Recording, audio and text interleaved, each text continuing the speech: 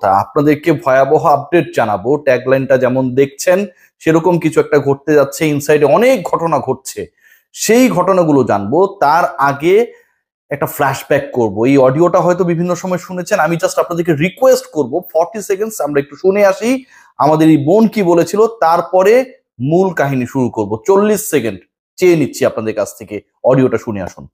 রাজশাহীতে যখন আমি আন্ডার 18-এ ট্রায়াল দিতে যাই, তখন স্যার আমাকে ডেকে বলে যে তোমার ঠোঁটে লিপস্টিক, তোমার গালে সানস্ক্রিন, তোমার চোখে কাজল, তোমাকে দেখে তো যে কোনো ছেলে পাগল হয়ে যাবে।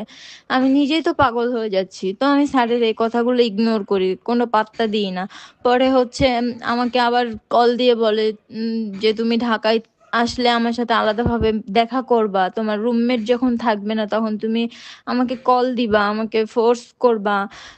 তারপরে হচ্ছে আমাকে বলে যে তোমার খেলার বিষয়ে একটু দেখবো, তোমার ঢাকার খরচ আমি দেখবো, তুমি বিষয়গুলো কাউকে জানাবা না, কাউকে বলবা না, আমাদের মধ্যে সিক্রেট থাকবে।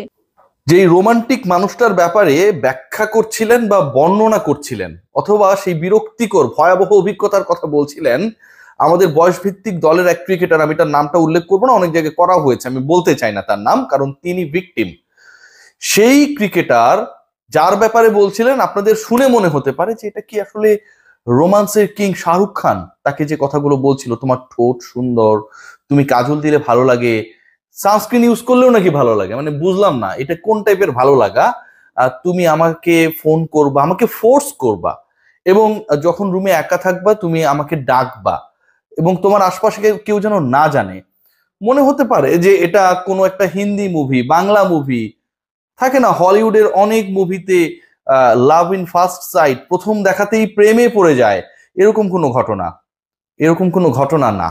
যেই মানুষটা, যেই নোংরা মানুষটা আমাদের এই ছোট বোনকে, আমাদের সন্তান তুল্য এই নারীকে, নারী ক্রিকেটারকে, স্বপ্নবাজকে আসলে বাজে ইঙ্গিত করেছিল, সেই লোকটার নাম হচ্ছে সজল চৌধুরী। বাংলা মুভি এক সময় দেখতাম যে তালুকদার, চৌধুরী, খান, এগুলো যাদের নামের পেছনে থাকতো সবগুলোই বদমাইশ হইতো। আমি বলছি না যে এই নামের পেছনে যা যা আছে সবাই খারাপ, মানে বাংলা সিনেমায় এটা হইতো। আপনি কোনো তালুকদারকে ভালো পাবেন না, সিরিয়াসলি কোনো খানকে আপনি ভালো পাবেন না, মানে বাংলা সিনেমায় যে ক্যারেক্টার গুলো থাকে এদেরকে সবসময় বদমাইশ দেখানো হইতো। চৌধুরীটাও সেরকমটাই, আমার মায়ের নামের পেছনে চৌধুরী আছে, সো চৌধুরী বংশের কেউ আবার রাগ করেন না। মজার ব্যাপার, এই সজল চৌধুরী বাস্তবের বদমাইশ। কত বড় বদমাইশ এই ভুরিওয়ালা সজল চৌধুরী, তার চেহারাটা নিশ্চয়ই এখন আপনারা দেখছেন, তার কল্লাটা নিশ্চয়ই আপনারা দেখছেন। এই বদমাইশ মেয়েদেরকে এভাবে তো উত্ত্যক্ত করেই এই মুহূর্তে বাংলাদেশ ক্রীড়া শিক্ষা প্রতিষ্ঠান বিকেএসপির যে আবহ, সেটা একটা ভয়ে ততস্থ অবস্থায় রয়েছে। দুদিন আগে ফাইয়াজ, ভিখারির মতো সবার কাছ থেকে যিনি ডিএর টাকা কালেক্ট করতেন, মেরে দিতেন, এবং তার সাথে ডেভিড বাবু, বিভিন্ন কাউন্সিলরশিপ কেনা বেচায় যিনি জড়িত। আরো বড় বড় ঘটনা আসবে, মিস্টার বাবু রেডি হন। বাবু নামগুলোই কেন যেন আসলে আমার লিস্টে চলে আসছে নানা সময়, বাবু সোনারা, ডেভিড বাবু, তারা যখন শাসালেন, আমি যখন রিপোর্ট করলাম বিকেএসপিতে তাকে বের করে দেওয়া হলো। আজকে ফ্রাইডেতে এই বদমাইশ ভণ্ড সজল চৌধুরী এই মেয়েদেরকে যিনি বাজে কুপ্রস্তাব দেন, তিনি হাজির হয়েছেন বিকেএসপিতে।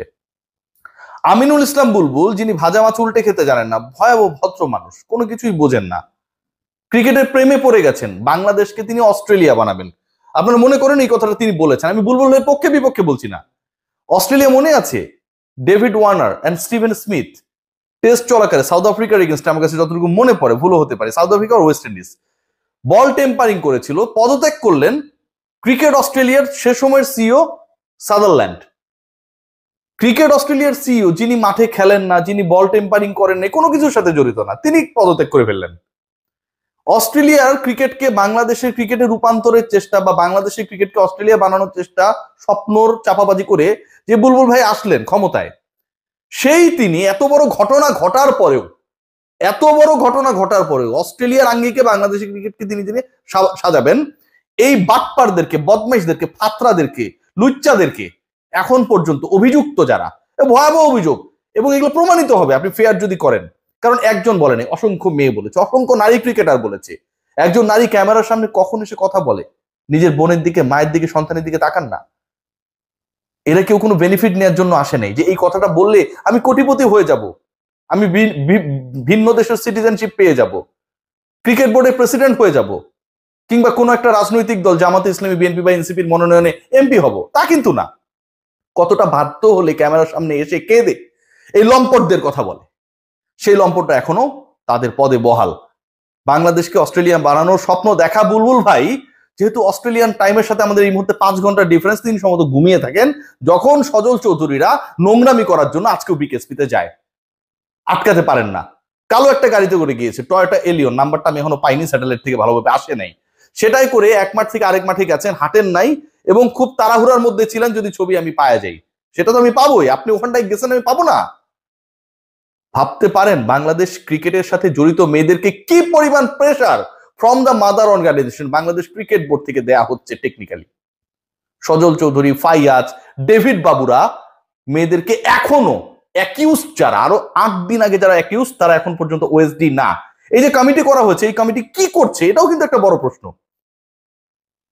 2 দিন 3 দিন পর পর আমরা নিউজে দেখি যে তৃতীয় দফা, দ্বিতীয় দফা ঢাকার ডিসি চেঞ্জ করা হলো, 14টা জেলায় 15টা জেলায় জেলা প্রশাসক চেঞ্জ করা হয়েছে। কেন ভাই, কেন হয়েছে?